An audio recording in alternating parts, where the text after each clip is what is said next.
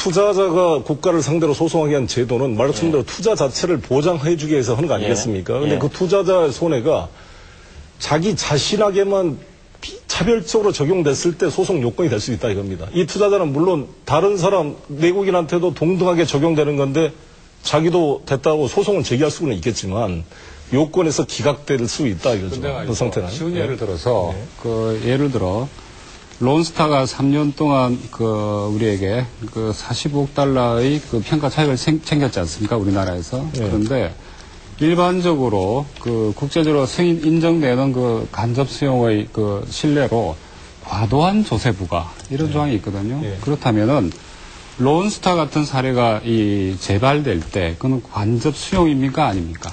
론스타 문제는 이거를 지적하고 싶은데요. 론스타가 미국 법인이 아닙니다.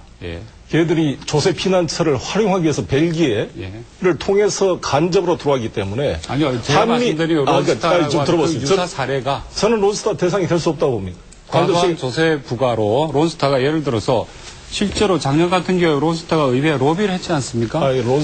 자기들이 예를 들어 45억 달러의 평가 차익을 3년 동안 챙겼는데 거기에 대해서 우리가 약 1조가 넘는 세금을 매겼지 않습니까? 그죠? 그 경우에 론스타가 의회에 로비를 하면서 로비했던 항목이 이제 이 투자자 보호, 특히 한미 FTA였어요. 물론 이제 구체적으로 이 소급 적용할까 할지 안 할지 한미 FTA를 론스타 사례 이건 다른 문제고 제가 이 질문 드리고 싶은 거는 그런 사례가 재발할 때 과도한 우리 국세청 세금을 매겼는데 이게 일종의 투기성 자본들이 이건 과도한 조세 부과다. 오히려 론스타 문제의 핵심은 뭐냐면요. 조세 협약의 문제이고 벨기에와 조사 협약에서 주식 매매 차익, 양도 차익에 대한 과세가 거주지, 영업지별로 올 거냐 아니면 거주지별로 올 거냐 이런 이 규정 자체 차이에 기인한 바 크고요. 한미 FTA가 아니라도 미국 자본이 이걸 하려면 다른 데다 현지 법인 만들고 조세 피난처 법인 만들어서 얼마든지 가능한 거기 때문에 한미 FTA만 특별한 문제로 볼 수는 없는 거예요. 알겠습니다. 얘기가 조금 번지는데요. 제가 좀 정리 좀 하도록 하겠습니다. 아까 조세 문제에 있어서는 양쪽에서 지금 얘기가 해결된 것 같고, 문제는 이제 부동산 문제가 계속 얘기가 왔다 갔다 하는 와중에 이제 론스타 얘기까지 나오긴 했습니다만, 부동산 문제에 있어서 그렇다면은, 투자자가 국가 간 소송이 일어날 가능성에 대해서, 계속해서 말씀해 주셨고, 거의 현실적으로 있을 수 없다라고 말씀하셨는데요. 이거 어떻게 좀 정리를 해야 되겠습니까? 조세를 제외시켰으니까. 제가 좀 이야기를 말씀드리면 부동산이라면 이제 부동산 관련한 또 세금이 있을 테고요. 그 다음에 이제 부동산 관련한 구획이나 조언인 이런 것들이 있을 수 있습니다. 근데, 간단한 예를 이렇게 한번 들어보죠. 어떤 조언인을 정해놓고 여기가, 개발은 지금 집들이 몇 개 있고 공장도 있지만 이게 어떤 다른 용도로 써야겠다. 그거 하면서 조언인을 정해서 맨날 몇 시까지 다 나가라. 그 대신에 보상을 해주겠다. 그거 할 때, 나가라. 그거 하면은, 거기에 있는 외국 사람만 다 나가고, 내국 사람은 그대로 있어도 된다. 하면 그건 안 되죠. 그거는 당장 협정 위반입니다. 내국민 대우 위반이죠. 그래서, 지금까지 이 ISD에서 문제된 것을 보면은 제일 많은 경우가 내외국인 간의 차별. 그것이 제일 문제가 됐죠. 그 외에, 실제로 지금 우리가 걱정하는 조세다 부동산이다 하도 이제 국내 부동산 문제 시끄러우니까 그런 것도 우려를 하면서 어렵게 협상을 해서 그걸 이제 제외를 해놨는데요. 실제로 부동산 문제다 조세 문제가 ISD에서 논의된 일이 없습니다. 일이 없고 아무리 연구를 해봐도 이 조세를 어느 정도 부과를 하면은 그것이 정말로 극도로 극심한 경우가 돼서 비례성이 없는 그런 조치가 될지 제 생각에는 아마 이 영업이익이 100억이 됐다면은 한 조세를 한 80억 정도 부과를 한다면은 그게 극도로 심한 경우가 되겠죠.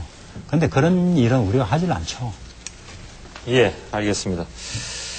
자, 저희가 털어야 될 거는 많다고 아까 말씀드렸는데 제가 그래서 마지막으로 무역구제 정도를 더 얘기를 해야 되겠다라고 말씀을 드렸는데요. 이렇게 하겠습니다. 지금 당사자 계신 분들도 나와 계시고 해서 조금 이제 계획을 바꿔서요.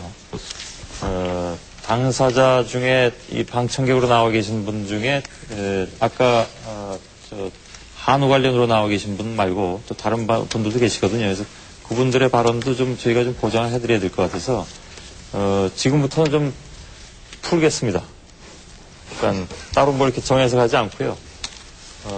풀면서 진행하겠습니다. 고전에 딱 한 가지만 할 게 있습니다. 뭐냐면 민생정치 모임의 최재천 의원실에서 문건을 하나 입수해가지고 내놓은 게 있습니다. 뭐 몇 가지 거기서 이제 나온 문제들이 있었는데, 예를 들면 LMO, 이거 GMO, LMO 이렇게 둘이 같이 한 뜻으로 쓰이는 것 같은데 아무튼 GMO가 조금 더 넓은 개념. 알고 있습니다. 예. 그러니까 어떤 분은 GMO라는 게 인식이 안 좋아서 LMO로 바꿔서 부른다는 얘기까지 하던데요. 유전자 조작 식품 하면 GMO고 유전자 조작 생물체 하면 뭐 LMO 이렇게 뭐 조작이란 유전자 별로 변형이 건강에 안 좋고요. 유전자 변형이 리빙 모디파이드 같은 얘기. 조작이죠. 예. 알겠습니다. 변형을 하겠습니다. 유전자 변형 식품. 지금부터 GMO라고 그냥 줄여서 부르겠습니다. 이것과 관련해서 문건 내용에 보면 6가지 조항을 갖다가 미국하고 FTA에서 합의를 봤다. 인데요. 이건 김종훈 수석 대표께서 확인해 주셔야 될 내용이 우선 최재천 의원실에서 발표한 이 문건이 존재합니까? 어떤 문건인지 제가 알지를 못합니다. 어떤 문건입니까? 내용이? 내용이요. 네. 미국은 안전성이 확인된 식용, 사료용, 가공용 LMO 수출 시에 GMO로 할까요? GMO 수출 시에 한국 내에서 별도 위해성 평가를 생략한다. 두 번째, 미국은 양국 간 안전성이 검증된 GMO 간 교배돼서 자란 GMO는 안전하므로 수입 시에 별도 위해성 평가는 그 절차를 생략한다. 세 번째, 미국은 미국 내 안전성이 검증되었으나 한국에서 검증되지 않은 GMO 작물 수출 시에 양자 간 협의 채널 구축을 요청한다. 뭐 이런 내용들입니다. 비슷한 내용이네요. 예. 오늘 아침에 사실 이 GMO, LMO나 더 넓은 의미에서 바이오텍이라 그러는데요. 예.